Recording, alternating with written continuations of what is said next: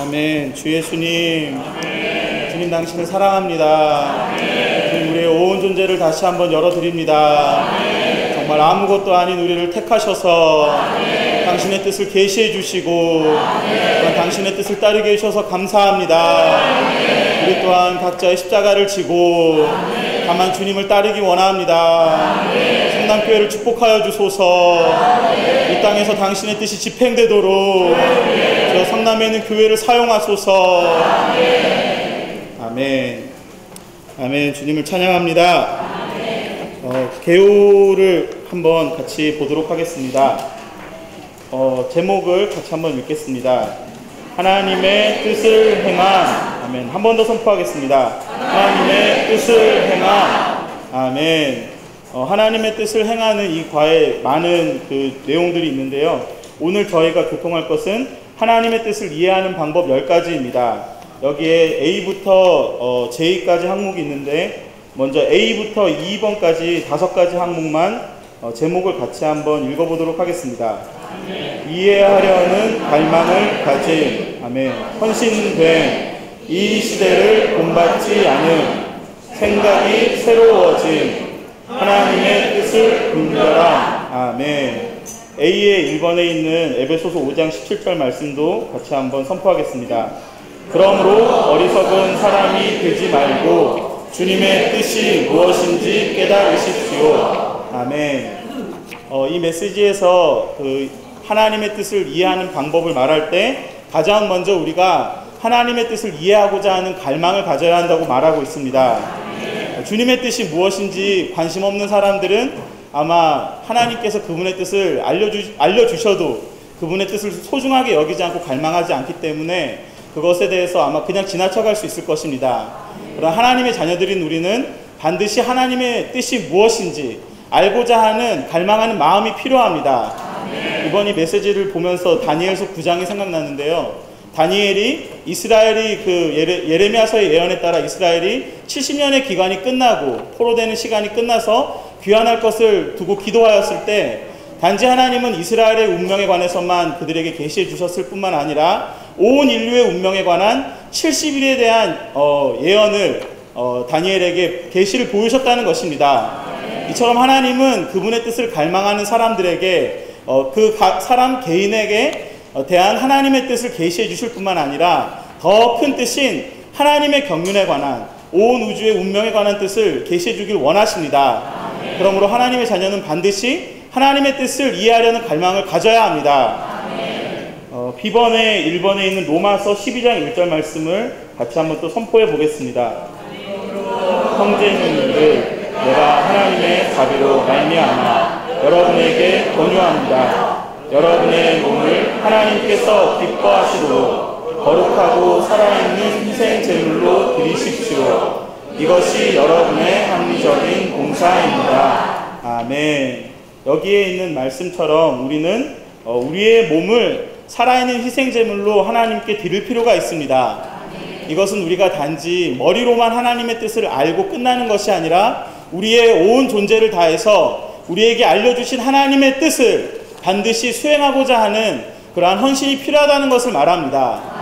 워치만니 형제님께서 그 초신자를 위한 공과 우리가 잘 알고 있는 그리스도인의 50필수 과정에 27장에 보면 하나님의 뜻을 구하는 법을 알려주셨는데 가장 처음과 가장 마지막에서 형제님은 하나님의 뜻을 알려고 할 때 하나님을 마치 참모처럼 내가 뜻을 갖고 있는데 하나님의 뜻은 어떤지 그냥 한번 이렇게 보고 많은 그러한 식으로 사용하지 말라고 했습니다. 하나님의 뜻을 알고자 할 때 반드시 그 사람은 하나님이 그분의 뜻을 계시해 주신다면 그 뜻에 절대적으로 순종하고 철저히 그 뜻을 따르려고 하는 마음을 가지고 그분께 헌신되어야 한다고 했습니다. 아멘. 그렇기 때문에 우리는 먼저 또 헌신될 필요가 있는 것입니다. 그 밑에 10번에 있는 로마서 12장 2절 말씀 또 한번 같이 선포하겠습니다. 이 시대를 본받지 마십시오. 오직 여러분은 생각의 새로워짐으로 변화되어 하나님의 선한 뜻, 하나님께서 기뻐하시는 뜻, 하나님의 온전한 뜻이 무엇인지 분별하도록 하십시오. 아멘. 이 한 구절의 말씀에서 지금 세 가지 중점이 나와 있는데요. 첫 번째는 이 시대를 본받지 마십시오. 두 번째 중점은 생각이 새로워짐으로 변화되십시오. 그리고 마지막 세 번째 중점은 하나님의 뜻이 무엇인지 분별하도록 하십시오입니다. 여기서 이제 이 시대를 본받지 않는 것이 가장 먼저 나왔는데요. 이 시대는 우리가 다 알다시피 이 세상은 사탄의 체계입니다. 사탄이 조직한 하나의 체계입니다. 그렇기 때문에 이 세상 전체는 하나님의 뜻을 완전히 반대하고 있습니다. 그렇기 때문에 우리가 이 시대에 속한 어떤 것이라도 조금이라도 우리가 그것에 영향을 받는다면 그러한 것은 우리가 하나님의 뜻을 알아도 수행하지 못하게 할 것이며 심지어 하나님의 뜻을 아는 것을 방해하고 있다는 것을 우리는 보아야 합니다. 그렇기 때문에 우리는 반드시 이 시대를 본받지 말아야 할 필요가 있습니다. 그러나 그 다음에 생각이 새로워지는 것을 말할 때 이 시대는 바깥에 있는 것이지만 생각은 우리 안에 있는 것입니다. 우리가 아무리 선한 사람이라고 해도 하나님 자신의 생각이 우리의 생각이 되지 않았기 때문에 타락한 우리의 존재 자체는 하나님의 생각을 갖지 못하고 있기 때문에 우리의 타고난 관념이나 우리가 배운 좋은 것들은 결코 하나님의 뜻을 이해하는데 방해가 될 수 있다는 것을 보아야 한다는 것입니다. 그렇기 때문에 하나님께서는 우리의 생각이 새로워지는 것, 하나님의 말씀이 성경에 따라 우리의 생각이 재조성되는 것을 원하십니다. 그렇게 될 때 우리는 하나님의 뜻을 점점 더 이해할 수 있을 것입니다. 여기서 형제님께서 몇 가지 얘기를 하셨는데요. 하나님께서 그분의 영을 통해 우리의 영 안에 어떤 느낌을 주심으로 우리의 영 안에 그분의 뜻을 계시하시지만 우리는 반드시 우리의 생각을 사용해서 우리의 영 안에 있는 그 느낌을 이해해야 한다고 말씀하셨습니다. 하나님은 우리의 영 안에 그분의 뜻을 계시해 주시는데 우리의 생각이 그것을 감지하고 이해할 수 있어야 한다는 것입니다. 여기 생각이 새로워지지 않으면 네 가지 결과가 있는데 우리 영 안에 있는 성령의 느낌을 이해하거나 감지할 수 없고 또한 이해할 수 있다고 해도 부정확하게 이해할 수 있으며 또한 우리가 여전히 생각이 새롭게 되지 않았다면 하나님의 뜻을 이해하는데 문제가 있을 것이고 마지막으로 하나님의 뜻을 원래의 모습 그대로 감지할 수 없다고 말하였습니다. 제가 이 말씀을 볼 때 요셉이 살아있을 때 파라오가 꿈을 꿨잖아요. 그리고 두 관원이 꿈을 꿨는데 그들에게 하나님이 어떤 면에서 이상과 계시를 주신 것입니다. 근데 이 사람들은 그걸 이해할 능력이 전혀 없었어요. 왜냐하면 그들의 생각이 완전히 하나님 아닌 것으로 조성되어 있었기 때문에 하나님이 뭔가를 보여주셔도 이해하지 못했기 때문에 요셉에게 물어봤습니다. 또 잘 알다시피 다니엘 시대에도 다니엘과 함께 있었던 그 바빌론의 왕에게 하나님이 어떤 꿈을 보여주셨지만 그가 전혀 이해하지 못했기 때문에 하나님은 다니엘을 통해서 그 뜻을 알려주셨습니다. 그렇기 때문에 우리는 우리의 생각이 완전히 하나님의 말씀으로 조성되어서 이러한 하나님이 우리에게 어떤 느낌을 주실 때 그것을 감지하고 이해할 수 있어야 합니다. 아멘. 마지막으로 여기 2번에 있는 하나님의 뜻을 분별함은 여기에 형제님이 5가지를 얘기하셨습니다. 첫 번째는 하나님의 뜻을 분별하기 위해서는 우리가 헌신의 위치에 서 있어야 하고 이 시대를 따르지 않아야 하며 하나님의 말씀인 성경에 따라 우리의 생각이 새로워져야 하고 우리의 영 안에 있는 느낌을 이해할 수 있어야 하고 우리의 환경의 상태를 이해할 수 있어야 한다고 하셨습니다. 이 말씀에서 이 부분이 앞에 이제 예전에 워치만 형제님이 먼저 이러한 하나님의 뜻에 대해서 교통을 해주셨거든요. 그래서 제가 좀 전에 말씀드렸던 50필수 과정에 27과에 보면 하나님의 뜻을 이해하는 것을 우리가 볼 수 있고 그 다음에 생명의 체험에도 보면 하나님의 뜻을 이해하는 것에 대해서 또 교통을 해주시고 계십니다. 중요한 것은 여기서 형제님께서 우리에게 하나님의 뜻을 아는 3가지 주된 길이 있다고 하셨는데 하나는 우리 안에 있는 성령의 인도가 있고 또한 바깥에 있는 성경의 가르침이 있고 마지막으로는 환경의 안배가 있다고 하였습니다. 그리스도인이 하나님의 뜻을 알고자 한다면 이 3가지를 잘 살펴보아야 하고 또한 우리가 이렇게 하나님의 뜻을 알 때 우리는 철저하게 또 하나님의 뜻에 순종하는 것이 필요합니다. 아멘. 아멘. 주님을 찬양합니다.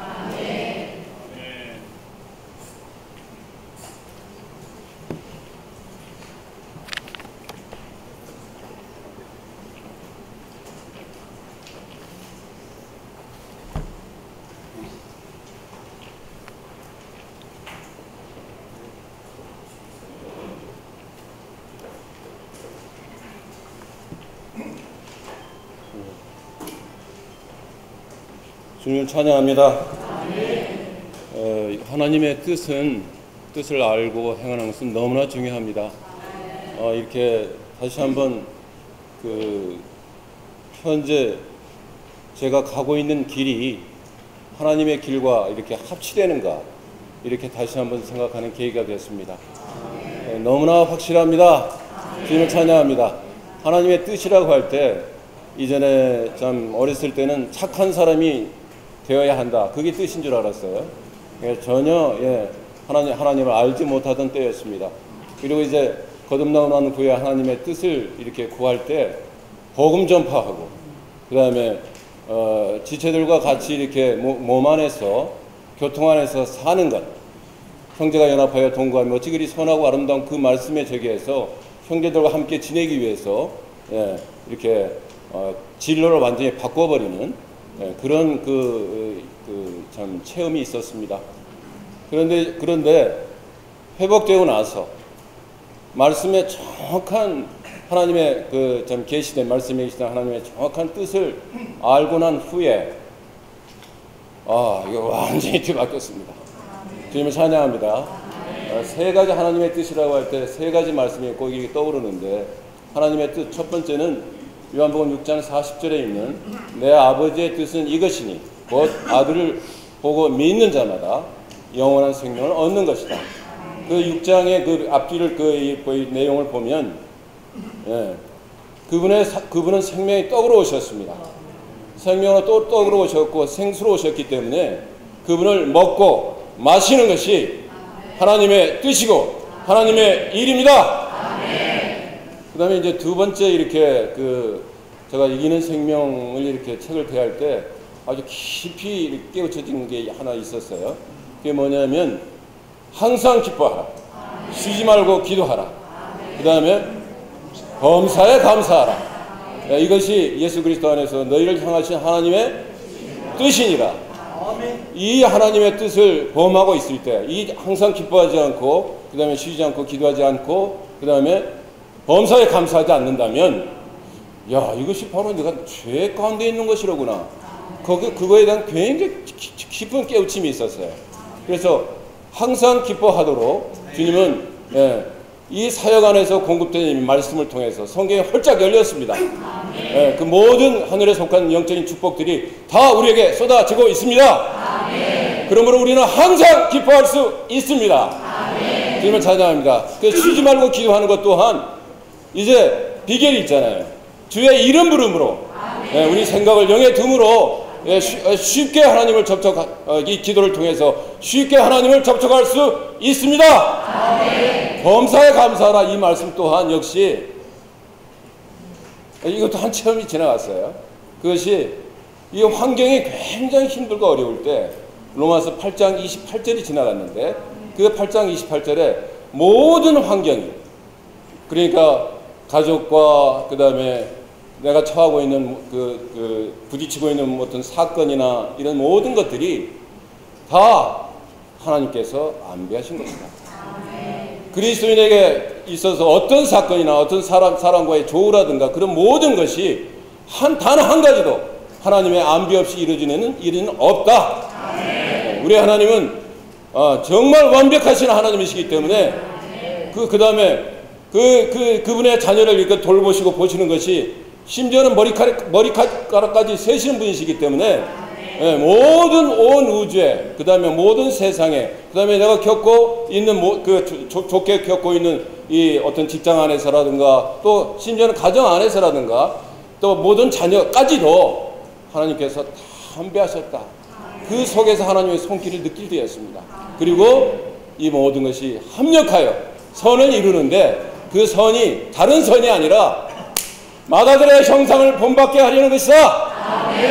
이걸 깨닫고 난 후에 얼마나 기뻤는지 몰라요. 따라서 모든 환경에, 모든 범사에 다 감사할 수 있구나. 이렇게 항상 기뻐하라, 쉬지 말고 기도하라, 범사에 감사하라는 그 말씀이 이렇게 단순히 명령이 아니라 주님께서 다 이루어 놓으시고 이렇게 하셨구나 라는 것을 알게 됐습니다. 그 다음에 이제 제가 자백하는 내용이 달라졌죠. 이 내용에 따라서 자백하게 됐습니다. 그러면 언제든지 다시 이렇게 주님을 받아들이고 누리고 저 주님의 그 어떤 그 인격이나 어떠하심이나 그 다음에 주님께서 우리에게 지금 신성한 전달을 계속적으로 하고 계시잖아요. 예. 그것을 이렇게 누릴 때 다시 한번 새로워지고 다시 한번 주님과 연결되고 연합되는 그런 생활 속에서 지금까지 지내오고 있습니다. 주님을 찬양합니다. 그 다음에 세 번째는 로마서 12장 2절입니다. 오늘 말씀에 있는 대로 하나님께서 갈망하시는 그 목표는 바로 그리스도의 몸입니다. 오늘 이렇게 오늘 아침에도 누린 말씀 가운데 이 온 우주 가운데 하나님의 의지가 있고 그 다음에 사탄의 의지가 있고 사람의 의지가 있다. 우리 사람의 의지는 양편에 그 어느 쪽에 중간에 서 있을 수 없습니다. 하나님의 의지를 택하든가 하나님의 편에 서든가 아니면 사탄에게 사로잡힌 채로 그냥 지나가든가 너무나 중요한 문제입니다. 우리는 하나님 편에 하나님의 의지에 순복하기 원합니다. 자, 마음속에 있었던 그 부담이 그 세 가지 말씀을 이렇게 하나님의 뜻을 생각할 때마다 다시 한번 이렇게 되뇌고 또 주님과 함께 교통하고 다시 이렇게 충전을 받습니다. 아멘. F번부터 보겠습니다. 하나님의 뜻을 행하려는 마음을 가짐. 아멘. 말씀. 누구든지 하나님의 뜻을 행하고자 한다면 이 가르침이 하나님에게서 나온 것인지 아니면 내가 스스로 말하는 것인지 알게 될 것입니다. 아멘. 자, 이제 하나님의 뜻을 이렇게 이해하려는 마음이 갈망이 필요하죠. 그런데 이 갈망과 이 행하려는 그 마음은 사실은 우리의 생명률에 의해서 우리가 거듭날 때 주님의 생명이 우리 안에 들어오실 때 벌써 주어진 겁니다. 따라서 여기에서 우리가 생각할 것은 우리의 의지를 사용해야 합니다.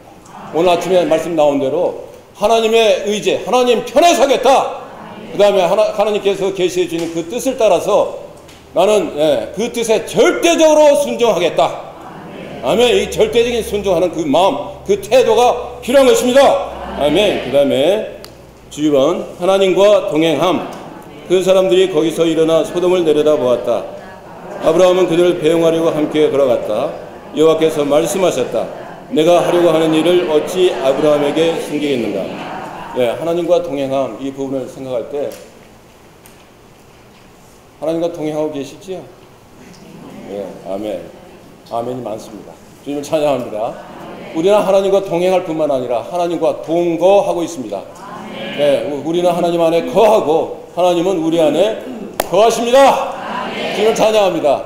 정말 하나님의 뜻은 이렇게 말씀 안에 또 이제 우리의 영 안에 환경 가운데 나타날 뿐만 아니라 교회 가운데 나타나는데 우리가 하나님과 동행하는 그 척도는 교회와 함께하는 것입니다. 아멘.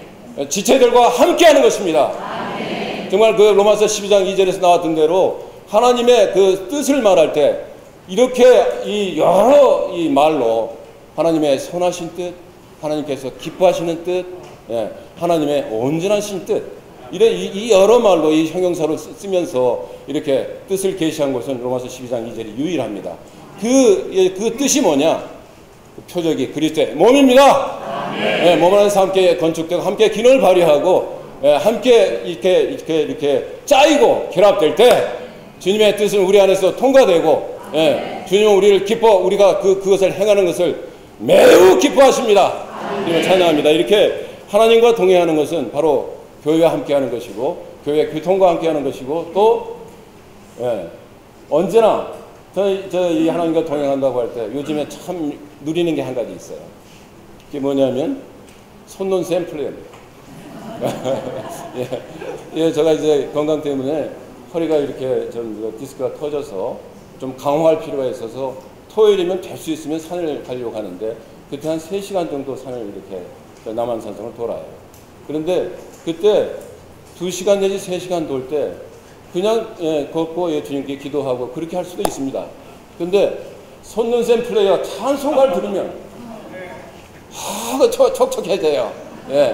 이제 뭐 400장부터 듣자, 500장부터 듣자 해서 이제 듣다 보면요, 어떻게 한 7, 80장을 들어요. 예. 그리고 이제 도중도중 이제 핸드폰 꺼내서 그 찬송가 가사를 확인하고요. 그게 뭐냐? 주님과 동의하고 있는 거 맞죠? 예. 그 다음에 라이프스타일을 듣습니다. 라이프스타일 들으면 메시지 최소한 7개, 8개를 들어요. 예. 그때 주님의 말씀으로 촉촉하게 적셔져서 저도 모르게 참 주님을 찬양하고 여러분 선능샘 플레이 많이 활용하십시오. 하나님과 동의할 수 있습니다. 그 다음에 주님의 말씀을 그 다음에 시간이 다 되었는데 그래서 주님의 말씀을 들음. 그녀에게 마리아라는 동생이 있었다. 마리아는 주님의 발 앞에 앉아서 주님의 말씀을 듣고 있었으나 이렇게 주님의 발 앞에 앉아서 주님의 말씀을 들을 때 그분의 뜻이 마리아는 정말 주님이 말씀하시게 해드렸고 끝까지 말씀하시게 해드렸습니다. 그래서 주님의 뜻을 분명하게 알았죠. 제자들과 달랐던 것은 바로 그겁니다. 제자들은 분주했습니다. 이런저런 그것 때문에 자기 의견과 생각도 있었고 그러나 마리아는 천일하게 주님의 발 앞에 앉아서 주님의 말씀에 귀를 기울였습니다. 그 뚫린 귀로 귀가 열린 귀로 말씀을 들을 때 분명하게 이해할 수 있었습니다. 그래야 때를 딱 잡아서 향유를 부을 수 있었던 거죠. 주님을 찬양합니다. 이러한 역사가 우리의 일생 가운데 가득하길 바랍니다. 아멘.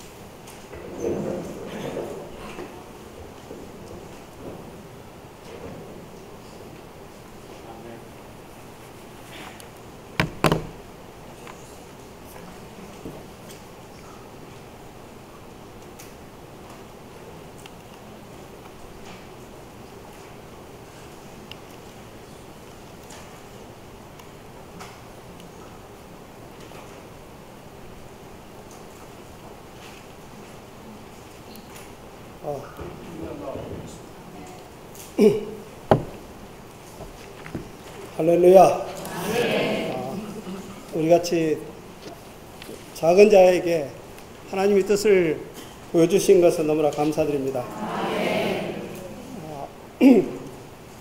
하나님의 뜻은 이때 저때에 따라서 변하는 것이 아니라 하나님의 뜻은 영원한 것입니다. 그래서 지난주에 우리가 같이 다 누렸지만 하나님은 그분께서 기뻐하시는 뜻이 있습니다. 그분이 영원하신 뜻이 있습니다.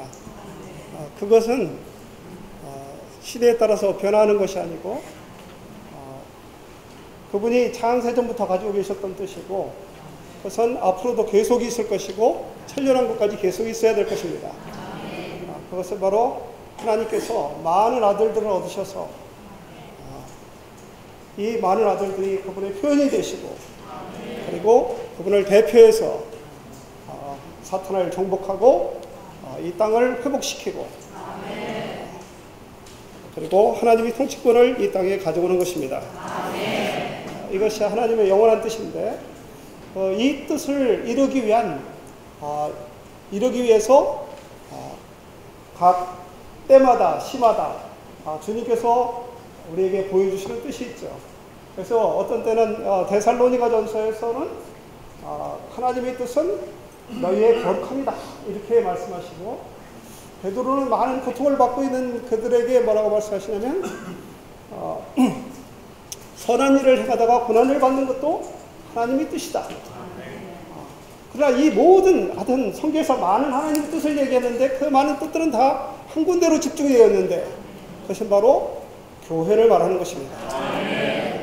그래서 이 시대에는 교회가 하나님의 뜻이고 즉 하나님 그분을 표현하는 것이고 그분의 대표권을 행사하는 것이고 또 앞으로 천년왕국에서 천년왕국으로 전진하고 새 예루살렘으로 완결되는 이런 것이 하나님의 뜻입니다.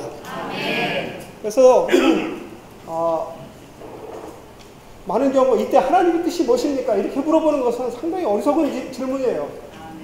그래서 우리가 하나님의 뜻에 다른 길을 가고 있는가라는 것을 점검해 보는 것이죠. 하나님 뜻이 이때 다르고 저때 다른 것이 아니라 하나님 뜻은 하나인데 우리가 그 하나님의 뜻에 따른 길을 가고 있느냐라는 것을 물어보는 것입니다. 그래서 이제 오늘 거기에 A번과 F번에 보면은 하나님의 뜻을 이해하려는 갈망을 가져야 된다.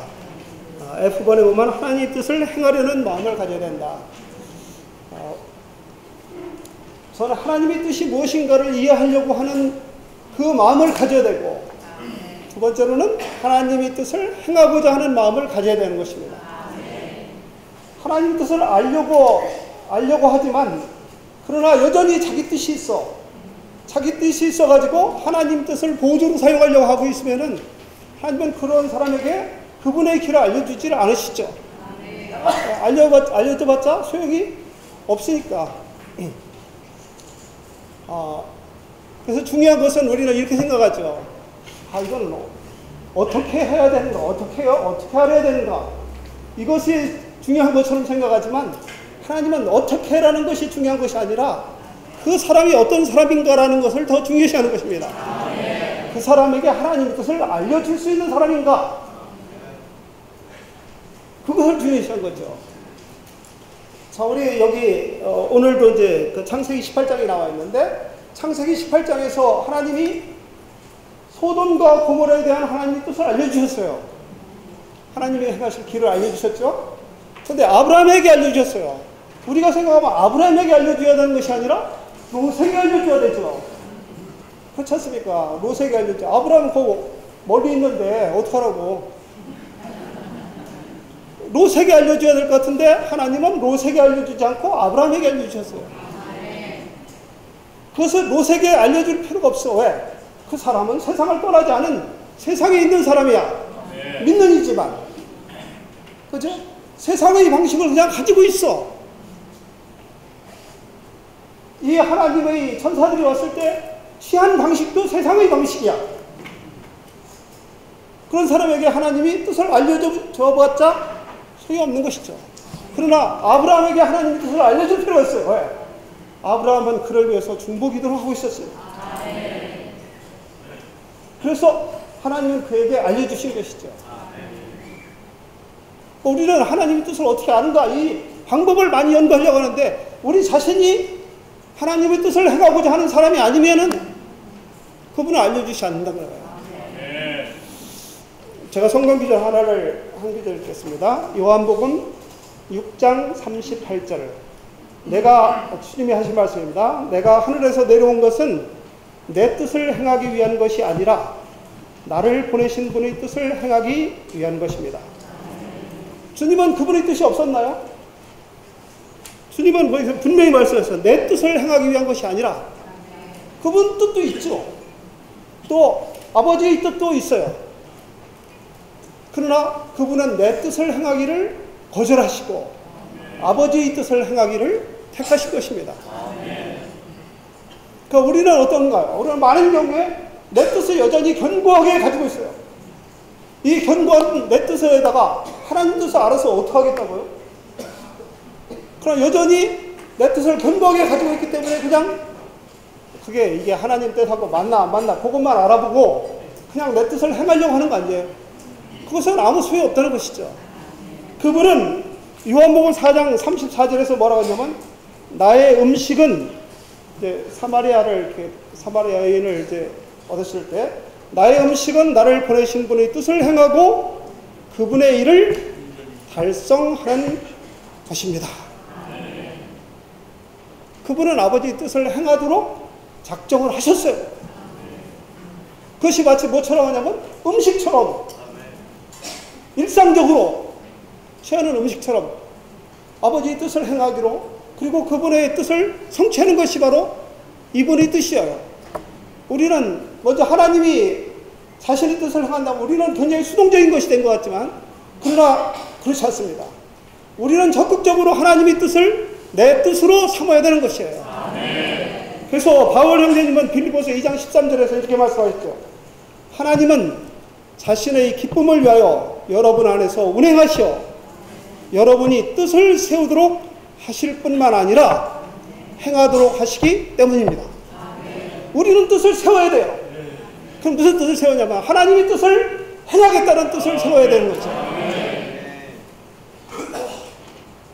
오늘날 하나님은 여러 가지 방식으로 우리들에게 하나님 뜻을 알려주십니다. 그것은 성경으로 알려주시고 또 우리 안에 있는 느낌으로 알려주시고 그리고 많은 환경으로 알려주시고 심지어 교회에서 알려주십니다. 저는 이런 생각을 한번 해봤어요.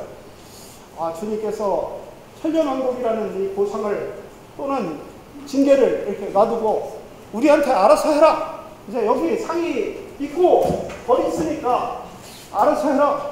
뭐 상 받으려고 상 받고 벌 받으라 벌 받아라. 주님은 결코 그렇게 하시지 않는다는 거예요. 이 분명한 것을 보여주시지만 그분은 계속해서 우리를 위해서 중보기도를 하고 계시고 아침마다 우리에게 뭔가를 가르쳐 주시고 때마다 우리에게 느낌을 주시면서 우리로 하여금 향을 얻게 인도하시는 것이죠. 그냥 알아서 하라고 내가 주신 것이 아니에요. 우리는 이거에 따라서 반드시 뜻을 세우고 그분의 뜻대로 행하겠다는 그러한 굳은 결심을 해야 될 필요가 있습니다. 주 예수님, 그래서 우리는 이렇게 생각하죠. 이제 로마서 12장 1절, 2절 이 말씀이 있죠. 첫 번째 뭐라고 하냐면 우리는 첫 번째 뭐 해야 되냐면 형제님들 내가 하나님의 자비로 말미암아 여러분에게 권유합니다. 여러분의 몸을 하나님께서 기뻐하시도록 거룩하고 살아있는 희생제물로 드리십시오. 구약의 희생제물 같으면 우리의 의지가 없습니다. 그냥 죽었으니까. 그러나 신약에 있는 우리는 다르죠. 뭐가 다르냐면 살아있는 희생제물이야. 살아있는 희생제물이에요. 그 살아있는 희생제물이기 때문에 우리는 이렇게 주님께 우리가 헌신한다 그러면 딱 무슨 생각을 하냐면요. 헌신은 번제잖아요. 번제. 이 드릴 때 번제는 뭐냐면 소예요. 소. 소는 해오던 버릇이 있어. 뭐를 하오던 거냐면 밭을 갈고 일을 열심히 해. 그리고 무거운 짐을 잘 쳐. 그래서 우리도 소 같은 생각을 자꾸 해요. 그래서 딱 헌신했다 그러면 딱 무슨 생각을 하냐면은 하나님을 위해서 무슨 일을 해야지, 또 어떠한 짐을 져야지 이런 생각을 하는 거예요. 근데 희생제물의 기본 요건은 그것이 아니고 희생제물의 기본 요건은 죽는 것입니다. 뭐냐면 우리 레위기에서 배웠잖아요. 거기 잘라지고 각이 띄어지고 껍질이 벗겨지고 다 해야 되죠. 근데 우리는 이렇게 각이 띄어지고 잘라지고 일하는 것은 체험하는 바가 별로 없어. 그냥 우리는 뭐 하냐면 이영재님이 이렇게 말씀하셨어요. 서에서 털을 조금 뽑고 가죽을 조금 벗기고 그리고 상처가 조금 났다 그래가지고 나는 하나님의 다름을 처리를 받았다 이렇게 생각하지 말라는 거예요. 그거는 아무것도 아니라는 거죠. 그러니까 우리는 조그만 환경에서 요거 조금 처리받고 요거 조금 처리받는다 그래가지고 나는 처리받은 사람입니다 그렇게 하지 말는 거예요. 그냥 이 형제님이 이렇게 말해요. 척추가 부러져야 우리는 처리를 받은 사람이다. 주 예수님, 정말 우리는 이 환경 가운데서 또 생활 가운데서 정말 주님께 드려질 때 처리를 받기 원합니다. 두 번째, 이 시대를 본받지 않은, 이제 여기도 얘기했지만 이 형제님이 중국어 성경에는 이게 세상을 본받지 말라고 이렇게 했다고 그랬죠. 세상은 뭐를 말하는 거냐면 사탄의 체계입니다. 사탄의 체계예요. 제가 이렇게 야구를 좋아해가지고 한 번에 우리 딸이 저를 데리고 이제 야구장에 갔어요. 야구는 스포츠잖아요. 운동이잖아요. 좋은 운동이에요. 그런데 사탄은 그 운동을 몸을 건강하게 위해서 쓰질 않습니다. 어떻게 하냐면 그것으로 말미암아 이제 잠실 야구장에 갔더니 딱 들어가는 데서부터 막 음식점이 막 그냥 그 전체를 막 다 차지하고 있어요. 또 거기에 막 옷을 팔고 있고 이 선수들 모자 해가지고 막 온갖 것들이 다 있어요. 그리고 팬 사인이 있어. 그래가지고 어떤 사람은 어디에다가 딱 묶거나 나는 이 팀 저 팀에 딱 묶어놔요. 그래가지고 철저한 뭐가 있냐면 체계가 이루어져 있어요. 그래서 야구를 좋아하는 사람은 그 체계에 빠져들지 않을 수가 없고 그 체계에서 벗어날 수가 없게 만들어 놓습니다. 그것이 바로 세상이죠. 우리 직장, 우리가 하는 모든 일, 이 세상에 있는 모든 것들 다 보세요. 우리가 꼼짝달싹 할 수 없게 만들어 놓습니다. 그것이 뭐냐면 세상이죠. 그 세상이 이 시대에 어떤 모양으로 나타났는가 하는 것이 바로 이 시대입니다. 그것이 바로 이 성경에서는 이 시대를 본받지 말라. 자, 저는 여기서 오늘 좀 심각한 교통을 한번 하고자 합니다. 교회 안에서 우리는 가정에서 모임을 갖고 있지 않습니까? 각 모임이 있을 때 이 모임에서 우리의 시선을 다른 곳으로 돌리게 하는 것은 우리는 절대적으로 막아야 됩니다.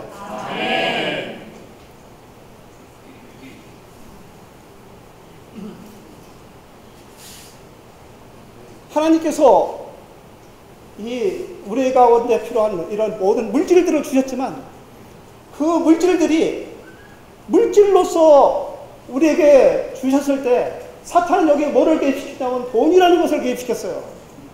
그래가지고 모든 것은 다 편리하게 돈으로 해결하죠. 재물은 마땅히 하나님께 가져와서 재물을 드려야 되지만 사람들은 재물을 가져오지 않고 돈을 가져와요. 돈을 가져와가지고 거기서 사죠. 편하게. 왜? 그것이 바로 사탄이 거기에 들어온 것입니다. 그래서 주님은 돈 바꾸는 사람들이 이 상자를 갖다가 뒤집어 엎어놓으시잖아요. 우리 형제자매들은 각각 필요한 물건들이 있고 또 건강을 위해서도 어떤 물건 사고 어떤 것들은 먹어야 됩니다. 그런데 다단계를 가져오면 안 됩니다. 교회 가운데. 왜? 그것은 물건을 파는 것이 아니라 사람을 하는 거예요. 사람을 해서 다단계는 이 사람 저 사람 사람이 필요하잖아요. 그래서 그 사람들을 계속적으로 사용해야 되잖아요. 물건을 팔고 물건을 사는 것은 한 번으로서 끝나는 것입니다. 그러나 사람을 하는 것은 뭐냐? 지속적으로 그 사람과 교통을 하는데 주님에 대한 교통을 하는 것이 아니라 그 일에 대해서, 그 조직에 대해서, 그 물건에 대해서 끊임없이 얘기를 해야 되는 거예요. 그렇기 때문에 성도들이 모든 관심이 어디로 가느냐? 그쪽으로 가요, 그쪽으로.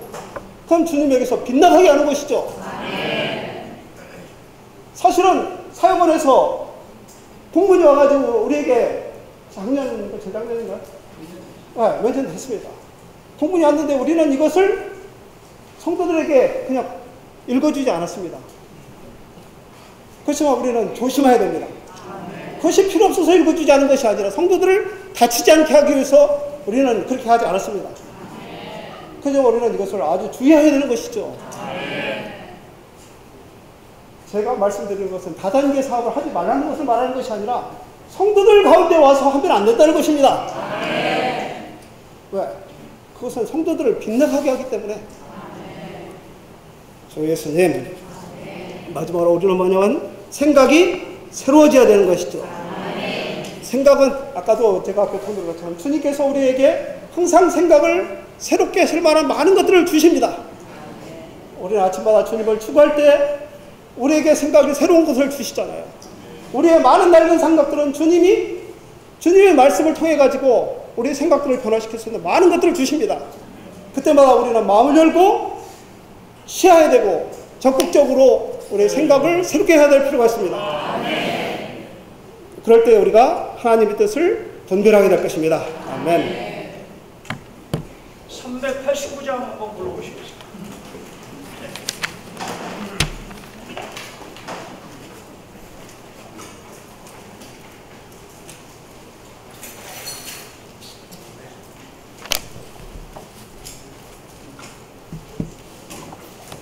세상 복 없을 때 주나의 것.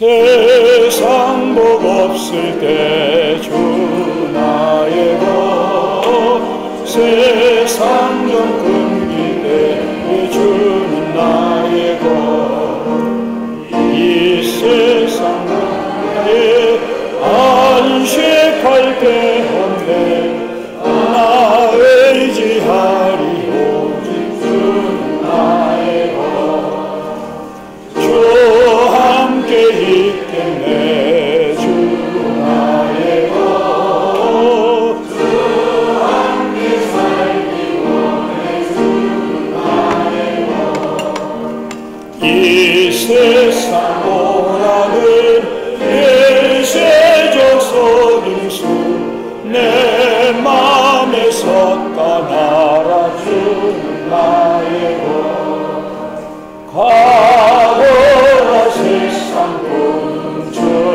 나의 것, 나 재운 꿈을 끝내주는 나의 것, 내 예전 생각은 날 고통케 했네 주님만 나의 만족 주는 나의 것, 가거라 세상아 주 나의 것, 오너라 새 세계야 주는 나의 것, 사랑스러운 주고 오너라 자만시 은혜의 주 오소서 주 나의 것. 아멘.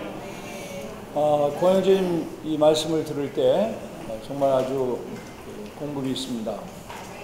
왜 하나님은 그 소돔과 고모라의 멸망을 그 안에 처해 있는 롯에게 직접 계시하시지 않고 멀리 떨어져 있는 아브라함에게 계시했는가? 정말 아주 한 번도 생각해 보지 않은 이러한 하여튼 이 말씀의 묵상을 통해서 우리에게 공급이 됐습니다. 이것은 바로 우리에게 적용할 수 있는, 소돔은 아브라함의 조카로서 하나님의 백성입니다. 심지어 고통받는 의인이라고까지 표현한 정말 구원받은 구약의 성도입니다. 그러나 그의 삶은 하나님이 원하는 그러한 삶과는 거리가 먼 삶이었습니다. 롯은 자기 눈에 보이는 좋은 것을 택했습니다. 그러나 아브라함은 하나님이 보실 때 좋은 삶을 택했습니다. 쉽게 말하면 아브라함은 눈을 들어볼 때 아주 낙원과 같은, 파라다이스와 같은 그 넓은 평원이 있는 소돔들을 택한 것입니다. 거기에 정착하고 살면서 실력이 있기 때문에, 역량이 있기 때문에 결국은 소돔 시티의 아주 중요한 인물이 됐기 때문에 성문에 앉아 있을 수 있었습니다. 성문에는 아무나 앉아 있는 게 아닙니다. 그 당시에 관습을 보면 상당한 영향력을 가진 사람이 그곳에 앉아 있습니다. 그러나 아브라함은 어디를 택했습니까? 아브라함은 하나님이 기뻐하시는 영적인 훈련을 할 수 있는, 하나님을 의지하지 않고는 살 수 없는 산지를 택했습니다. 그리고 아브라함은 집이 없었어요. 장막에 거했습니다. 하나님이 약속하신 땅이었지만 그는 장막에 우거하면서 여전히 나그네라는 것을 간증했습니다. 그러나 소돔은 뻔듯한 집을 갖고 있었죠. 그러므로 세상의 원리와 원칙에 점유된 사람에게 주님은 나타내서 말씀하실 수가 없었던 거예요. 그러나 하나님을 향하여 열려있는, 나의 삶이 어떻든지 하나님을 향하여 열려있는 늘 장막문 앞에서 뭔가 대기하고 있는 이 사람에게 하나님은 찾아오신 겁니다. 세 사람 중에 둘은 천사고 한 사람은 여호와께서 사람의 모습으로, 성육신은 아니지만 사람의 모습으로 나타난 것입니다. 그러므로 그러한 사람에게 하나님은 자신의 마음을, 롯을 그 악의 구렁텅이에서 구출해내야 된다는 것을, 그리고 그 죄악의 도시를 멸망시켜야 된다는 것을 어떻게 계시했습니까? 당장 말하지 않으셨죠. 뭔가 아브라함은 하나님과 가까웠기 때문에, 친구였기 때문에 뭔가 이분이 말씀하실 게 있는 것 같은데 말씀을 안 하시는 거예요. 그래서 배웅을 나간 거예요. 뭔가 말을 좀 더 듣고 싶어서 배웅을 나가서 한참을 걷다가 하나님의 말씀을 들은 겁니다. 그러므로 우리는 아침 부흥할 때 잘 안 된다고 그냥 내려놓으면 안 돼요. 계속 주님의 이름을 부르고 새별이신 그리스도가 우리의 마음에 떠오를 때까지 이 말씀을 먹어야 합니다. 매일매일 그렇게 해야 합니다. 여기 보면 오늘날 롯과 같은 삶을 이영재님은 이 책에서 이렇게 말씀하십니다. 오늘날 일반적인 상황은 믿는 이들 중 10명 중 8명이나 9명이 세상 속에 빠져 있다는 것이다. 그들은 죄들 가운데서, 육체 안에서, 더구나 자아 안에서 살고 있다. 이 말씀을 다른 그리스도인들에게 대입하지 않고 오늘 우리 모두에게 대입할 수 있기 원합니다. 나는 거듭난 그리스도인이요 영광스러운 주의 회복을 본 사람인데 나는 여전히 세상 속에 있지 않는가? 나는 육체 안에 있지 않는가? 나는 자아 안에 살고 있지는 않는가? 점검해 봐야 합니다. 하나님의 뜻은 간단합니다. 쉽게 말하면 하나님의 뜻은 그리스도입니다. 우리의 모든 삶에서, 표현에서 나는 그리스도를 살고 있는가? 나는 그리스도를 더 얻고 있는가? 오늘이라는 이 제한된 시간에, 이번 주에, 이번 달에 나는 그리스도를 얼마나 내 존재 안에 확대했는가? 이것이 우리가 늘 해야 할 질문입니다. 어떤 일을 잘하고 못하고 실패하고 성공하고 내가 누구에게 무슨 잘못을 하고 이것은 빨리 돌이키면 돼요. 누구에게 돌이킵니까? 그리스도 자신에게 돌이키는 겁니다. 그러므로 우리도 아브라함과 같이 그리스도를 향하여 사는 삶으로 열려 있어야 합니다. 다른 것은 다 실패해도 교회 생활 안에서 그리스도를 얻지 못한다면 이거는 너무나 비참한 것입니다. 오늘날 주님의 이제 일 가운데서도 우리 존재는 한 면이고 우리의 일 가운데서도 우리는 먼저 이기는 삶을 살아야 한다. 우리가 여전히 육체를 관심하고 평판을 귀히 여기며 이익을 얻기를 탐하고 지위를 추구하고 손익을 따진다면 주님의 회복에 관해 이야기하는 것은 무의미한 것이다. 여러분, 주의 회복은 멋있는 겁니다. 그 품격이 높은 겁니다. 여기에 자아의 조그마한 입지도 내줄 수 없고 세상의 헛된 영광에 빠질 수 없고 우리는 그러한 강을 이미 건넌 사람들입니다. 정말 주님이 송남교회를 축복하사 여기에서 이기는 이들의 삶을 사는 많은 신부 군대가 형성되기를 원합니다. 주님을 정말 우리가 살아서 만난다면 들림받아서 첫 열매가 되고 죽어서 주님을 살아서 못 만나면 죽어서 사내아이가 되어서 우리는 다 함께 사단을 처리하는 아마겟돈에 신혼여행 오는 거예요. 이게 멋진 삶입니다.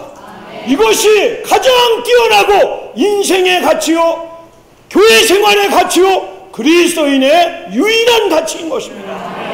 이러한 삶을 향해서 열려있기를 원합니다. 오늘 고영재님이 사실 교회 생활 가운데 다단계를 가져오지 말라고 했어요. 사실 이거는 너무나 수준이 낮은 겁니다.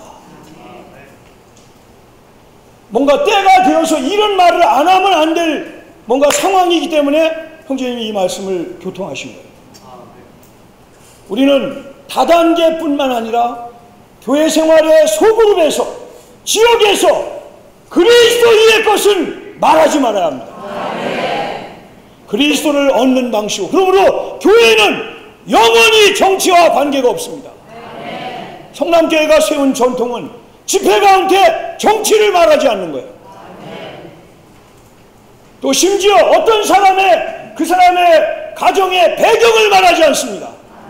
학벌을 말하지 않고 그 사람의 사회 신분을 말하지 않습니다. 얼마나 멋있습니까? 온 세상을 다녀보십시오. 이런 단체가 있습니까?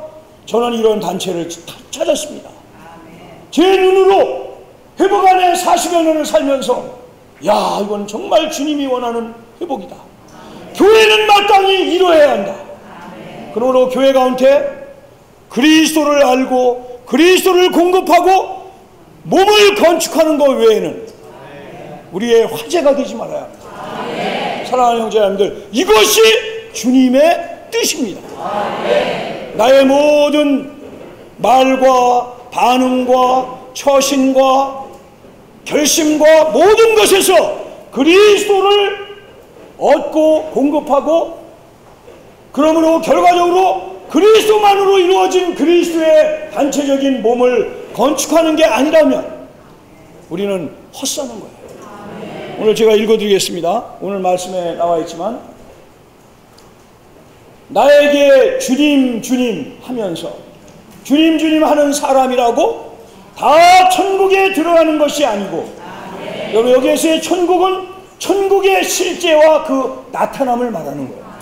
주님이 천국을 가지고 오실 때, 왕위를 받아 가지고 오시는 주인으로서 천국을 가지고 오실 때 이 땅에는 유대인을 예루살렘을 중심으로 한 다윗의 왕국이 설립되고, 하늘에 속한 부분에는 믿는 이들로서 어떻게 그 존재와 삶을 살았느냐에 따라서, 어떠한 역사를 했느냐에 따라서 천국의 나타남 안에, 즉 천국에 들어가느냐 바깥에서 슬피 울며 이를 가느냐가 결정되는 거예요. 주님이 이렇게 말씀하시는 거예요. 나한테 주님 주님, 우리말로 바꾸면 주 예수여 얼마나 많이 불러요.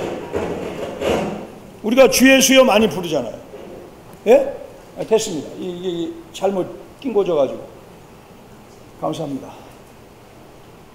우리가 주 예수여 많이 부르잖아요. 신원할 때도 일어나서 막 주님 부르면서 신원하죠. 근데 여기 보면 주님 주님 하는 사람이라고 구원은 받았지만 다 천국에 들어가는 건 아니라는 거예요. 이 주 예수님의 직접 하신 말씀이에요.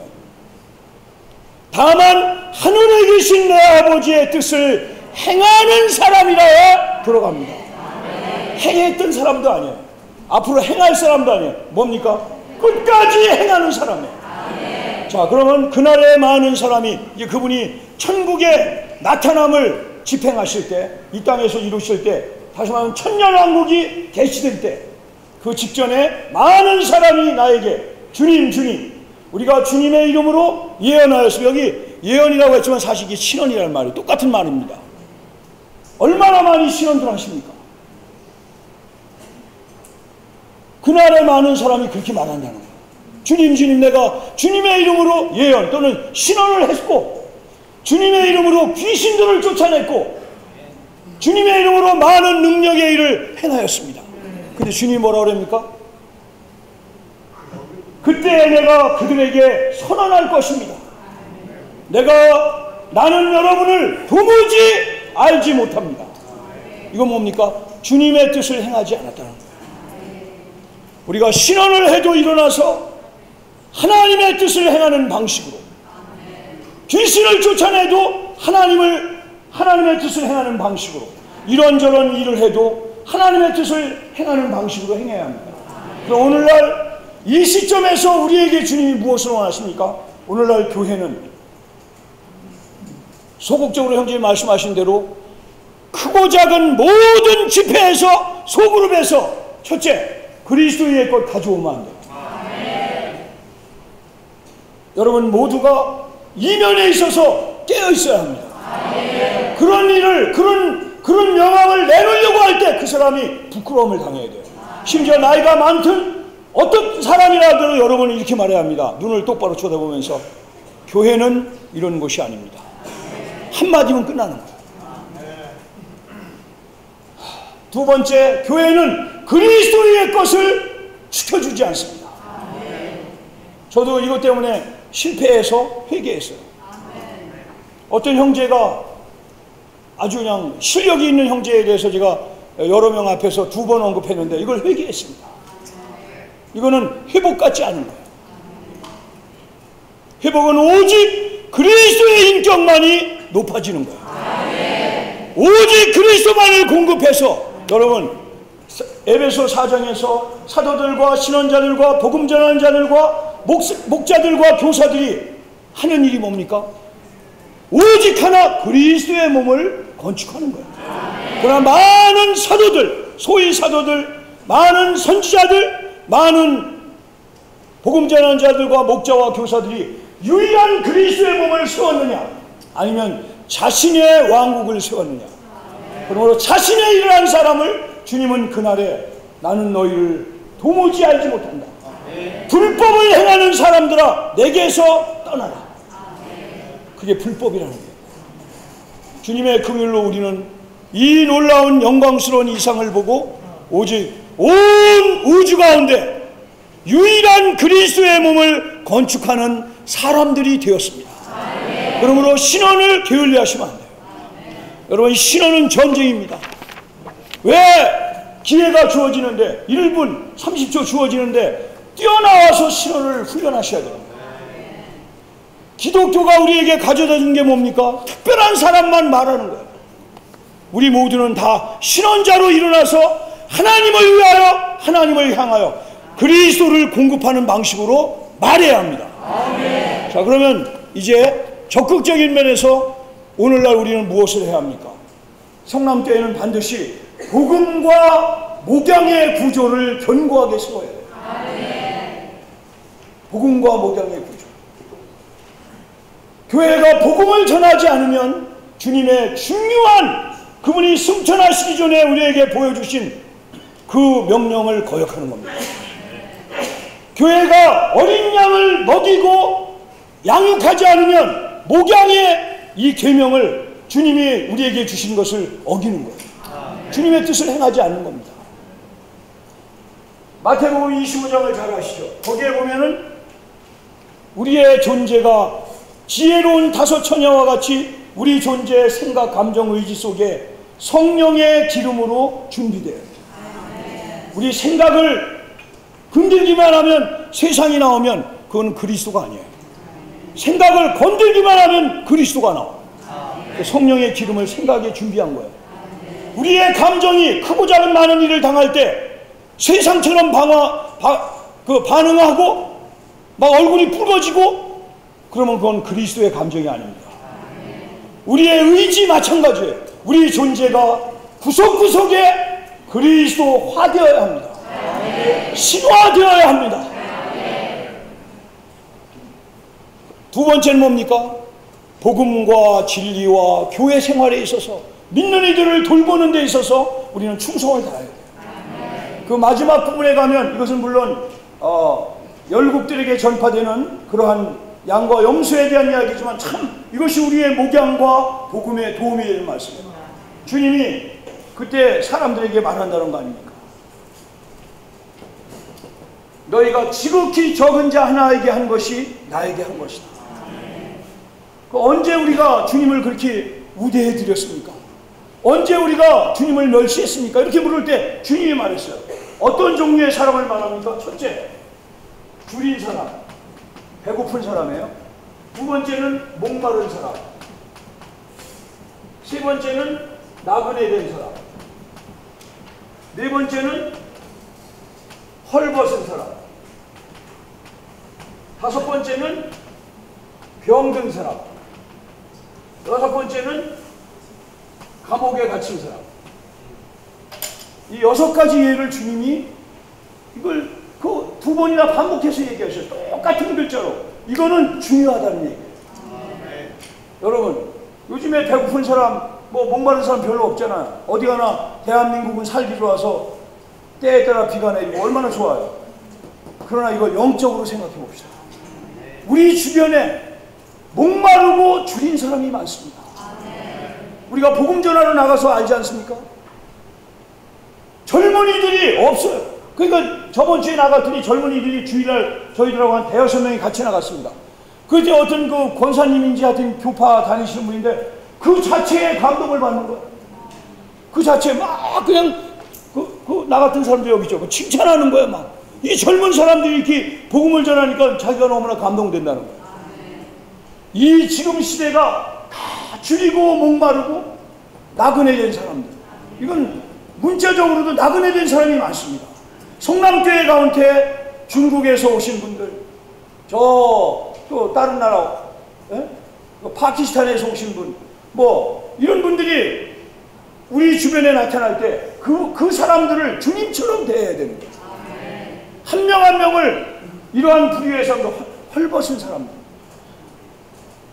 병든 사람들, 그러니까 교회 가운데서 누가 병들었으면 간절히 기도하고 주님이 말씀하시면 찾아가야 됩니다.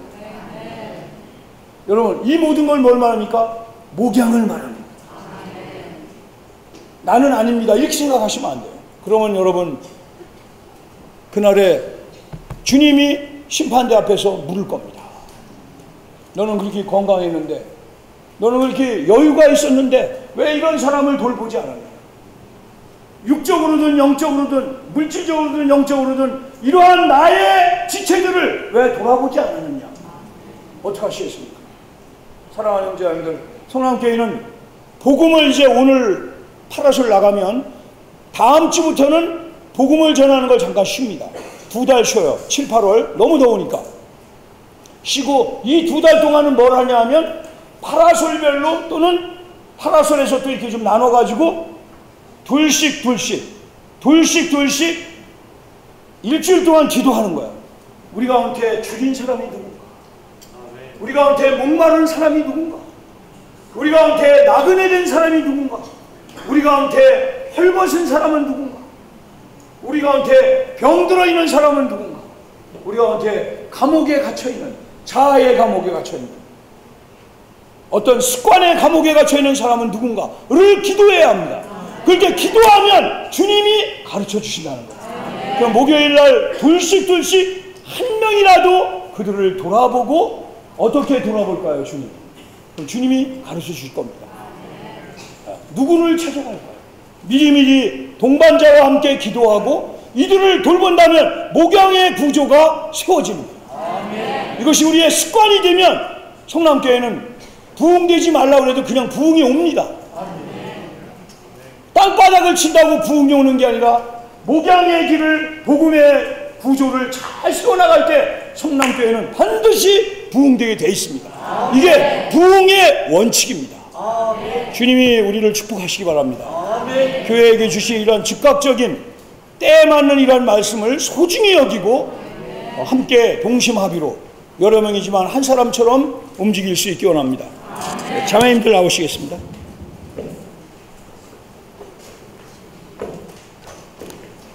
예.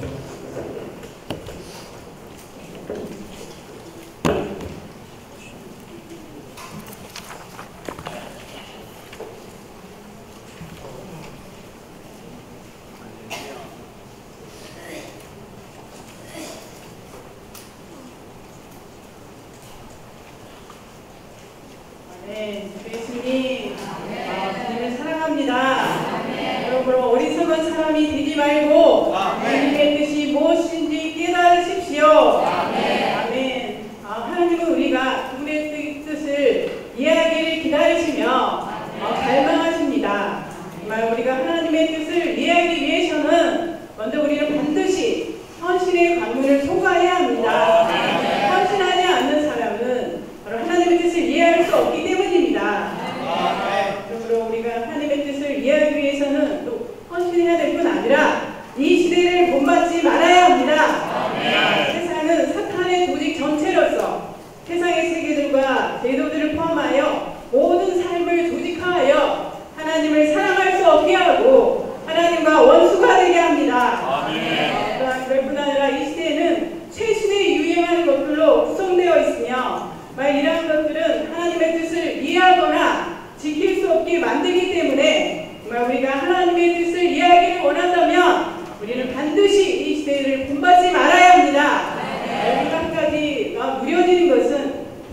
본받지라는 단어였습니다.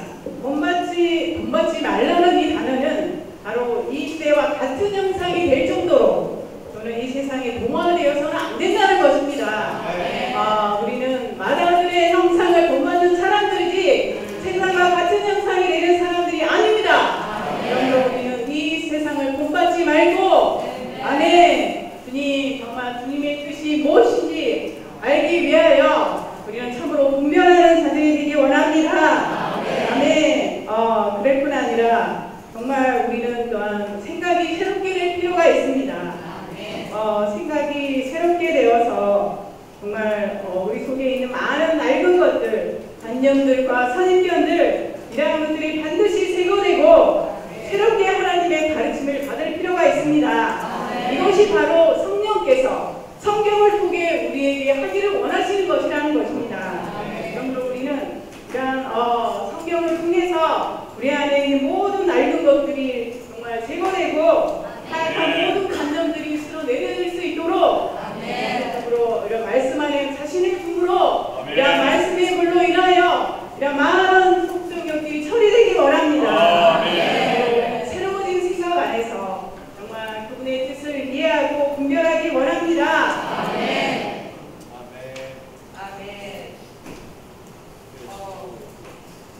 되새김질하기 원합니다. 아까 다 읽기도 하셨고요. 저도 몇 번씩 읽어봤는데도 제가 뭘 말해야 됩니까? 뭘 해야 합니까? 그리고 계속 물어봤는데도 저한테는 말씀을 안 하시더라고요. 책에 있는 말씀밖에 없었습니다. 근데 아까 그 권재환 형제가 얘기한 것처럼 다니엘 때도 다니엘에게 보여줬고요. 꿈은 다른 사람이 꿨는데 이런 식으로 하늘에 있는 것을 관심하지 않을 때 우리에게 보여주지 않으시더라고요. 관심이 아마 부족했나 봐요. 근데 저는 정말 하늘에 있는 것을 관심하고자 그리고 교회에 관심하기 때문에 여기 6가지 이렇게 있어서 즐겁게 교회 생활을 하고 있습니다. 근데 하나님의 뜻을 이해하려면 일단은 갈망을 가져야 되고 헌신되어야 되고 이 시대를 본받지 말아야 되고 생각이 새로워져야 합니다. 근데 하나님의 뜻을 분별하려면 이 하나님의 선한 뜻과 하나님의 기뻐하시는 뜻과 하나님이 온전한 뜻을 분별하기 위해서는 우리는 반드시 헌신의 위치에 있어야 한다고 합니다. 이 시대를 따르지 않아야 하고 하나님의 말씀인 성경에 따라 우리의 생각이 새로워져야 한다고 합니다. 그리고 우리 영 안에 있는 느낌과 우리의 환경의 상태를 이해해야 한다고 합니다. 우리는 반드시 이해하려는 마음을 지녀야 할 뿐만 아니라 그분의 뜻을 행하려는 마음도 지녀야 합니다. 이해하려는 마음을 지니지 않은 사람에게 주님이 보여주시겠습니까? 하려고 했는데도 잘 안 보여줬던데. 그래서 진짜 계속 추구해야 되고 행하려는 마음이 없는 사람에게서는 절대로 계시하지 않는다니까. 하나님의 뜻을 이해하고 또한 그것을 행하려는 마음은 모두 저처럼 지니고 있단 말이야. 그러니까 모두 지니고 있는 사람들만이 하나님이 그분의 뜻에 대한 계시를 받을 수 있을 것이라고 말씀하셨습니다. 그러므로 하나님의 뜻을 이해하기 원한다면 반드시 하나님의 뜻을 행하려는 결심을 해야 한다고 합니다. 결심은 저 1년 일독을 하려고 결심을 했습니다. 그뿐만 아니라 팟빵을